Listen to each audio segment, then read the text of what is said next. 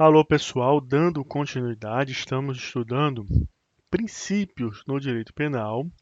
Estamos vendo no momento o princípio da anterioridade penal, que tem fundamento constitucional no artigo 5º, inciso 39 da Constituição Federal e também no inciso 40.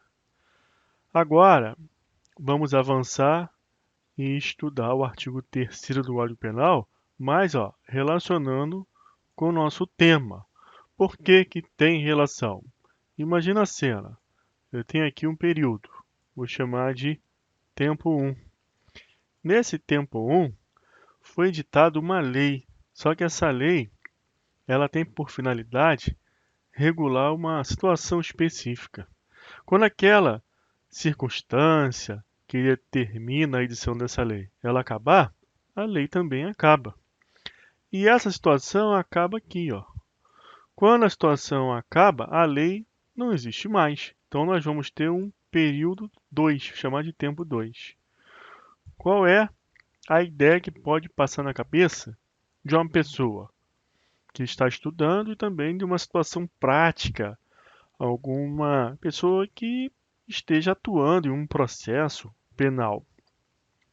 Que nesse tempo 2, a lei penal não existe. Se não existe, essa situação de não existir, ela é benéfica ao réu, ao investigado, ao acusado, que praticou eventual conduta no mundo da vida, que se subsume a essa lei 1 aqui do tempo 1, essa lei excepcional ou temporária. Pois bem, no tempo 2, a lei 1 não existe mais. Enfim, qual é a questão prática que se coloca? Será que eu devo aplicar aqui, em benefício do réu, do acusado, indiciado, o princípio da retroatividade da lei penal benigna? Ou eu devo observar uma suposta vedação à ultraatividade dessa lei penal que é maléfica? Por que ultraatividade? Porque a lei 1, ela se encerra aqui, porque os motivos que ensejaram a sua edição acabou aqui. Se eu reconhecer que essa lei ela vai continuar a produzir efeitos, mesmo a partir desse marco aqui, eu vou dizer que existe uma ultraatividade. Eu tenho uma atividade além daquilo que estava inicialmente previsto. Lembra que extraatividade é um gênero. Extraatividade. Quais são as espécies de extraatividade? Ele tem a retroatividade, e eu tenho a ultraatividade. Vamos lá. Extraatividade. Por que que a gente usa essa expressão extra, esse prefixo extra? Porque todas as normas têm uma atividade normal, um dia para nascer e um dia para morrer, um dia que ela deixará de vigorar. Quando eu excepciono essa naturalidade da vigência de uma lei, eu vou dizer que tem uma atividade extra. Por isso que é extra-atividade. Essa atividade que é extra, ela pode ser do futuro para o passado, ou seja, de trás para frente, eu vou aplicar uma lei nova a um fato velho. Então é retroatividade. E se eu tiver uma lei que ela é do passado, hoje ela não existe mais, e eu aplicar essa lei hoje, eu vou chamar de uma atividade extra, mas na espécie ultraatividade. Somente essas leis excepcionais ou temporárias que possuem essa ultraatividade sem que se possa falar em vedação a uma ultraatividade com relação à lei maléfica. Ou seja, mesmo que a lei seja ruim, hoje, se o fato aconteceu no passado, no período em que essa lei tinha vigor, essa lei terá ultraatividade. O juiz aqui vai dar uma sentença. em razão de uma pessoa que praticou uma conduta que se subsume a essa lei 1 do tempo 1. Só que o juiz vai sentenciar aqui, vai aplicar essa lei, mesmo que aqui não tenha mais vigência. E mesmo que essa lei, logicamente, seja ruim para os dias de hoje, mas naquela época não era. Vamos colocar em termos práticos e atuais essa questão. Hoje nós temos a pandemia da Covid. Então, pode ter uma lei excepcional que ela deve ser aplicada para regular, por exemplo, a conduta na esfera do direito penal de pessoas que andam na rua sem máscara. Quem for pego sem máscara na rua estará cometendo uma infração penal. Quando que essa lei ela vai deixar de existir? Quando a pandemia for embora. Aí não vai mais fazer sentido essa exigência. Então, isso é uma lei excepcional. Agora, vamos ver outra situação aqui. Eu vou ter a Copa do Mundo de 2030, sei lá. Aí eu vou ter uma lei que é uma lei que eu vou chamar de Lei 2. Essa Lei 2, ela vai ter uma data para nascer e uma data para findar. Quando que será essa data de início? É o início da Copa do Mundo de 2030. E o final, quando acabar a Copa do Mundo. Então ela vai regular uma situação atinente à Copa do Mundo.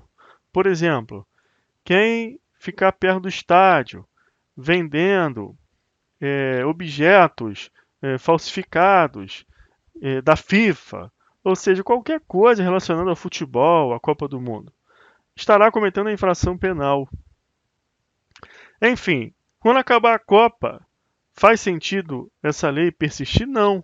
Só que é uma lei diferente dessa excepcional, que é uma lei que ela já tem uma data certinha, ó. É a data X, ela começa, a data Y termina. Na situação excepcional, depende de circunstâncias que não dá para controlar. Você não tem uma data para acabar, vai depender da Covid acabar, da pandemia findar. Então, nessa situação, em que você não tem data certa, eu vou chamar de lei excepcional. Quando tem data certa, é temporária. Aqui o artigo 3º fala: a lei excepcional temporária, embora decorrido o período de sua duração ou cessadas as circunstâncias que a determinaram. Então, cessadas as circunstâncias que a determinaram, é a lei excepcional. Fim do período de duração, aí é a temporária. Está aqui o exemplo. Em 2012, nós tivemos essa lei, 12.663. Dispõe sobre medidas relativas à Copa da Confederação FIFA, Copa do Mundo, etc. Lá no artigo 36 dessa lei, está dizendo: os tipos penais previstos nesse capítulo terão vigência até 31 de dezembro de 2014, até o momento que interessar para os eventos, de interesse do evento. Aí acabou ali, não tem mais problema penal. Só que, se uma pessoa praticou uma conduta que se subsume aqui ao artigo 33 aqui, por exemplo, não dá para ler, mas tem um tipo penal aqui. Aí está sujeito a essa detenção, essa penalidade, preceito secundário. Em 20 de novembro de 2014. A lei ela só não finda aqui, nesse período. Então, em 20 de novembro de 2014, a prática da conduta está dentro do período de vigência da lei temporária. Mesmo em 2015, a pessoa sendo julgada, lá em 2015, o juiz vai sentenciar, ele vai aplicar essa lei, ou seja, teremos uma outra atividade da lei, mesmo que isso seja desfavorável ao réu. Então já caiu questão de prova perguntando isso. No caso de leis excepcionais e temporárias, importa se é prejudicial ao réu, mesmo que sua aplicação se dê após o período de vigência? Aí você vai marcar. Não importa se vai prejudicar o réu. Lógico que vai. Ele vai ser condenado, tem a pena lá. Então, preste atenção nessa situação. Outra informação que eu trago para vocês é que a lei excepcional e temporária também é chamada de lei intermitente, tá? Intermitente, tá? Por que intermitente? Intermitente é que não é contínuo. E uma lei especial, por exemplo, a lei de drogas, que é a lei 11.343 de 2006. Isso aqui é uma lei especial, porque não está no Código Penal. É uma lei de ação extravagante. Essa lei de drogas, ela não é contínua? Vai embora, sua vigência vai embora, até que seja revogada. A lei excepcional temporária, não. Tem um momento que já é previsível dela deixar de ter vigor. Então, uma lei intermitente que utilizamos esse termo intermitente para fazer a diferenciação de leis que são contínuas. Lei de drogas, o Código Penal. Só que aqui na lei de drogas, ou no Estatuto do Idoso, ou na lei Maria da Penha, eu tenho uma lei especial. Por que eu estou colocando essa questão? Porque também tem questão de prova perguntando se a lei excepcional temporária também pode se chamar de lei extravagante. Olha a confusão, não tem nada a ver uma coisa com a outra. Legislação extravagante é uma coisa. Lei excepcional temporária é mais específico ainda. Então, não confunda lei excepcional temporária com lei especial, lei extravagante. São conceitos jurídicos diversos. Perfeito? Em frente, agora eu vou tratar com vocês de maneira específica da chamada lex tertia. Por quê? É uma situação que você tem que prestar atenção. Depois que você entende, não esquece mais. E quando é cobrado em prova, as pessoas tendem a esquecer. Tem uma súmula do STJ que você vai ter que guardar, que é a súmula 501 do STJ. Então vamos lá. Você já sabe o que é lex nitior, lei melhor, novatio legis immelius, uma nova lei que é melhor, novatio legis impégius, uma nova lei que é pior, abolitio criminis, que é uma lei melhor e que ela abole o crime, deixa de considerar típica a conduta. Vacatio legis é um período que a lei ela existe apenas no intento de dar conhecimento à população, mas não tem vigência. De acordo com a Lei de Introdução às Normas de Direito Brasileiro, o prazo normal de vacatio legis é 45 dias, mas o legislador ele pode dispor de maneira diversa, como consta lá no último artigo do nosso Código Penal. Ele foi publicado numa data e passou a ter vigor somente um ano depois, um pouco mais de um ano depois, em 1942. Tempus reditiatum. Você utiliza essa expressão quando quer dizer que eu tenho que observar a lei do momento da prática do ato, o que não impede de você aplicar a retroatividade de uma lei mais favorável à pessoa. E por fim, temos a chamada lex tertia. Então aqui que a gente vai focar nossa atenção agora, tá ok? O que é lex tertia? É uma terceira lei, tá ok? Então não é difícil você inferir isso. Terceira lei. Então eu tenho uma lei 1, eu tenho uma lei 2, eu vou combinar essas duas leis, ó, e vou criar uma lei 3. Por que que isso é pensado? Porque na lei 1 eu tenho uma parte 1 que é boa para acusado, indiciado, réu. E eu tenho uma parte 2 que ela não é tão boa quanto uma parte que tem aqui na lei 2. Na lei 2, eu tenho uma parte 1 também. Essa parte 1 é ruim, ó, para o acusado. A parte 1 da lei 1 é boa, então eu vou botar um mais aqui. A parte 2 aqui já é ruim, mas na lei 2 é melhor. Então aqui eu vou botar um mais. O que é pensado?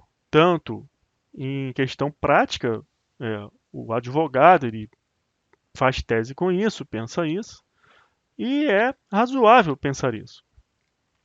Que eu deveria, então, em respeito ao princípio da retroatividade da lei mais benéfica, artigo 5º, inciso 40 da Constituição, pegar a parte 1 da lei 1 e a parte 2 da lei 2 e criar uma lex tertia, uma terceira lei combinando estas partes benéficas das duas leis. O que o STJ sumulou? Súmula 501 do STJ, que não é possível realizar combinação de leis. Você tem que pegar, no caso concreto, aplicar a totalidade da Lei 2 e a totalidade da Lei 1 e verificar o resultado. Qual o resultado que é mais benéfico? E aí você aplica uma lei só na íntegra. O fundamento dessa súmula é que, caso fosse permitida a combinação de leis, haveria uma violação da separação de poderes e o judiciário estaria legislando. Essa situação prática ela foi julgada pelo STJ em razão da lei de drogas. Nós tínhamos uma lei 1 que existiu, era a lei 6368 de 76. Depois, em 2006, tivemos a lei 11343 de 2006. Tá? Essa é a lei de drogas que está em vigor, 11343 de 2006. A lei anterior fazia previsão do tráfico no artigo 12. A nova lei é no artigo 33. Então eu tinha aqui, ó, um período 1 e um período 2.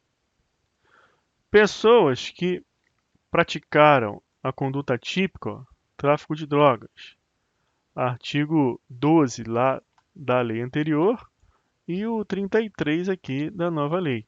Então eu pratiquei aqui o 12. Uma pessoa, né, alguém hipoteticamente praticou o 12. O preceito secundário do 12 trazia uma pena de 3 a 15 anos. E uns dias multa lá que eram melhores do que essa nova lei. Então vou botar aqui mais dias multa. Esse dias multa aqui é menor. Então vou botar uma setinha aqui, ó, dias multa melhor.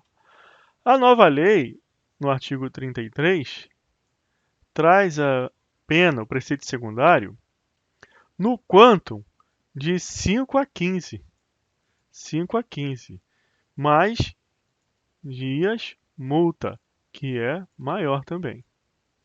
Só que a nova lei de drogas traz uma previsão, que aí é no parágrafo 4º, parágrafo 4º do artigo 33, do tráfico privilegiado. Se a pessoa é primário, de bons antecedentes, não é criminoso habitual, não tem o crime como meio de vida, não faz parte de organização criminosa. O que nós temos aqui no mundo da vida que a gente verifica? A figura da mula. Aquela pessoa, eventualmente, nunca praticou crime nenhum, pegou uma quantidade de droga para transportar. É primário, bons antecedentes, não faz parte da organização criminosa, nunca praticou crime. Ou seja, aqui você tem um exemplo do tráfico privilegiado. Então a pena ela pode ser reduzida no tráfico privilegiado de 1/6 até 2/3. Aqui na antiga lei de drogas você não tem essa figura do tráfico privilegiado, tá ok? Então qual foi a questão prática que surgiu e chegou no STJ? Uma pessoa que praticou a conduta típica aqui do 12, ela queria ser beneficiada pelo tráfico privilegiado, porque ela e os seus representantes, advogados, entendiam o quê? Que ela fazia jus a isso. Ela preenchia esses requisitos. Primário, bons antecedentes, não fazia parte de organização criminosa, não tinha o crime como meio de vida. E além disso, de querer que lhe fosse aplicado o dispositivo que faz a previsão do tráfico privilegiado, também queria que fosse aplicado a pena do artigo 12 da lei antiga, a lei que já não existia mais, porque o julgamento aconteceu aqui, ó, no período da lei nova.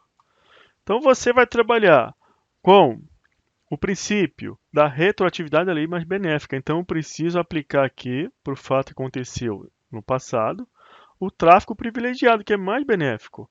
E eu também quero, a pretensão é essa, que a lei melhor, essa parte melhor da lei antiga aqui, que faz a previsão da pena mínima mais benéfica, que haja uma outra atividade dessa lei no momento do julgamento. O que eu quero, trocando em miúdos?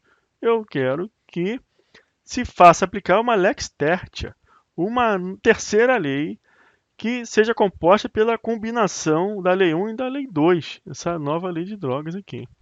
Aí vamos lá, está aqui a súmula 501 do STJ. É cabível a aplicação retroativa da Lei 11.343 de 2006, desde que o resultado da incidência das suas disposições, na íntegra, seja mais favorável ao réu do que o advindo da aplicação da Lei 6368 de 76, sendo vedada a combinação de leis. Então, não é possível fazer a lex tertia. Então, você precisa aplicar totalmente a Lei 1 e totalmente a Lei 2. Se aqui a pessoa mesmo, fazendo o cálculo do redutor aqui do tráfico privilegiado, ainda o seu resultado for maior do que a aplicação em toto dessa lei, porque a pessoa pode ter sofrido uma condenação no mínimo aqui de 3, de repente é melhor do que aplicar a totalidade lá da nova lei de drogas. Então você não faz a combinação de leis. Agora, eu trago uma informação para vocês que o projeto do novo Código Penal permite a combinação de leis, ok, pessoal? O projeto do novo Código Penal tem lá um dispositivo para ser aprovado, lógico, é um projeto que permite a combinação de leis. Então vamos ficar por aqui. Na próxima aula vamos continuar com mais princípio da anterioridade, lei penal do tempo. Se gostou, curte, compartilha e comenta para promover os cursos aí online de Direito Penal no YouTube. Até lá, um abraço, até a próxima.